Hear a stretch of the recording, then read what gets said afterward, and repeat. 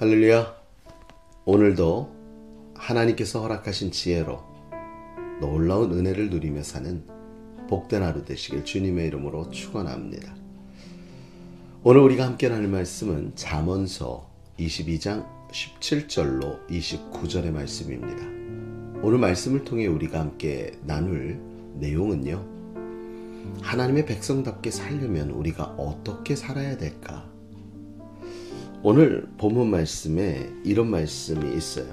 19절에 오늘 특별히 내게 알게 하려 하노니 이것을, 무엇을요?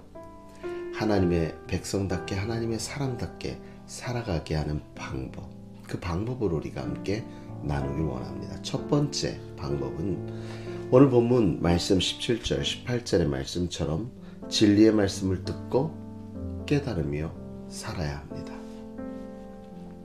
너는 귀를 기울여 지혜 있는 자의 말씀을 들으며 너의 지식에 마음을 둘지어다. 이것을 내 속에 보존하며 내 입술 위에 함께 있게 함이 아름다웁니다.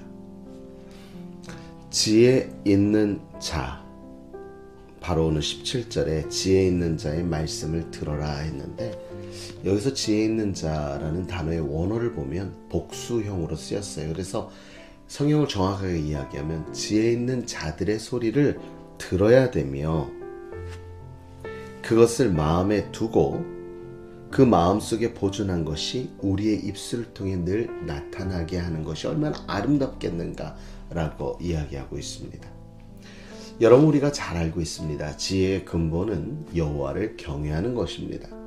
그러므로 지혜로운 자들은 여호와를 두려워할 줄 아는 사람, 여호와를 사랑할 줄 아는 사람, 그러한 사람들의 말을 우리는 잘 듣고 마음에 새겨두며 그 마음에 들어와 있던 그 지혜를 입술로 늘 말하는 것이 삶의 아름다움으로 드러날 수 있다는 것입니다. 하나님의 백성답게 살아가길 원한다면, 사랑하는 성도 여러분, 우리가 스스로 하나님을 경외하고 또 주위에 하나님을 경외하는 자들의 소리를 흘려 듣는 것이 아니라 귀하게 들어서 마음에 새기고 그것을 통해 입술의 아름다운 열매로 하나님께 영광 돌릴 수 있는 저와 여러분이 되어지길 간절히 주님의 이름으로 축원합니다. 두 번째, 하나님의 백성답게 살길 원한다면 그 말씀을 삶에 적용하며 살아야 합니다. 오늘 말씀 22절부터 28절 말씀까지를 보면 해라, 하지 마라 라는 말씀들이 있습니다.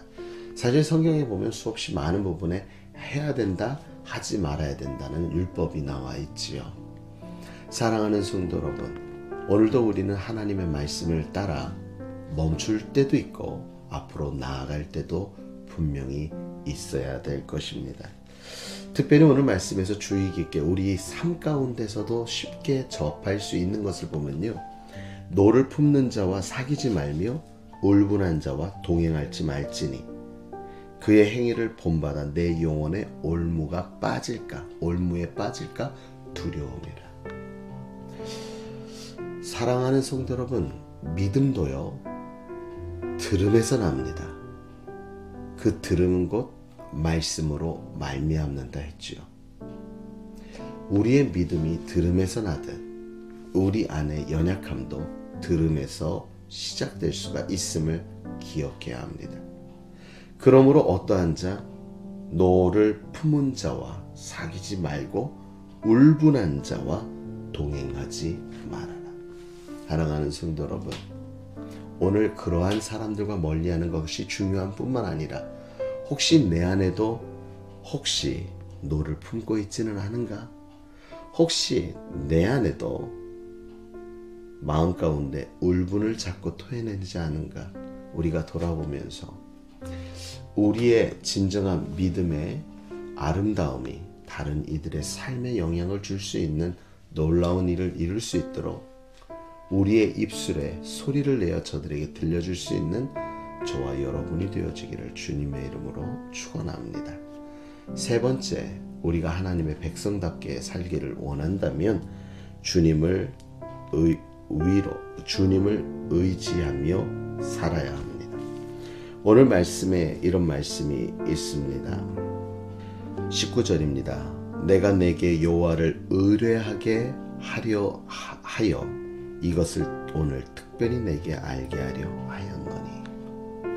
지혜 있는 자의 말을 들어서 그것을 가슴속에 담고 또 삶 가운데 이래라 저래라 하는 여러 가지 하나님의 원하시는 것 원치 않는 것을 우리에게 알려주는 것은 더욱 이 일을 위해서 하나님을 여호와 하나님을 의지하여 우리의 삶을 의뢰하며 살기를 원하기 때문이다. 오늘 말씀 정하고 있습니다.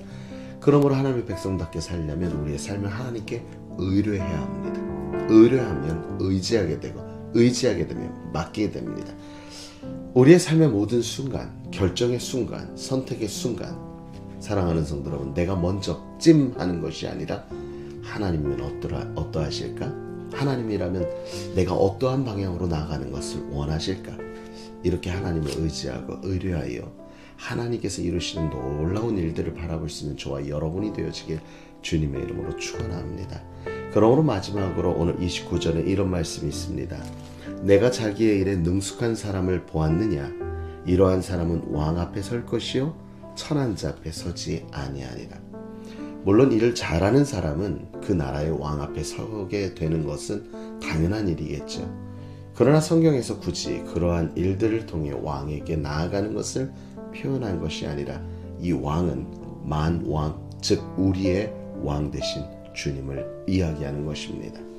다시 말하면 우리의 삶 가운데 있는 일을 최선을 다하여 그 일을 능숙하게 나아갈 때, 사랑하는 성도 여러분, 우리의 삶 가운데 근면함과 성실함과 노력함이 하나님 앞에 온전히 서는 그날을 향하여 나아갈 것이라는 거지요. 우리는 누구나 주님 앞에 설 날이 있습니다. 우리의 반드시 삶의 끝에는 주님 앞에 서는 날입니다. 주님의 심판대 앞에 섰을 때에 사랑하는 성도 여러분, 저와 여러분 모두가 잘하였구나, 착하고 충성된 종아 라는 귀한 소리를 들을 수 있도록, 귀한 은혜의 말씀을 들을 수 있도록 오늘 이 시간 하나님을 경외함 가운데 내 마음 가운데 지혜를 담고 우리의 삶 가운데 하나님의 허락하신 일들 또한 허락지 않은 일들을 분별하여 살며 그 가운데 우리에게 허락하신 하나님의 은혜를 깨달아 하나님을 의지하고 우리의 삶을 맡김으로 오늘도 내가 나된 것은 사도 바울의 고백이죠. 나의 나된 것은 오로지 주의 은혜입니다. 믿음으로 고백하여 여러분의 삶이 하나님의 은혜로 이끌어져 아름다운 열매로 나아갈 수 있기를 간절히 주님의 이름으로 축원합니다. 이러한 하나님의 백성으로 살아가는 저와 여러분 되기를 간절히 주님의 이름으로 다시 한번 축원합니다.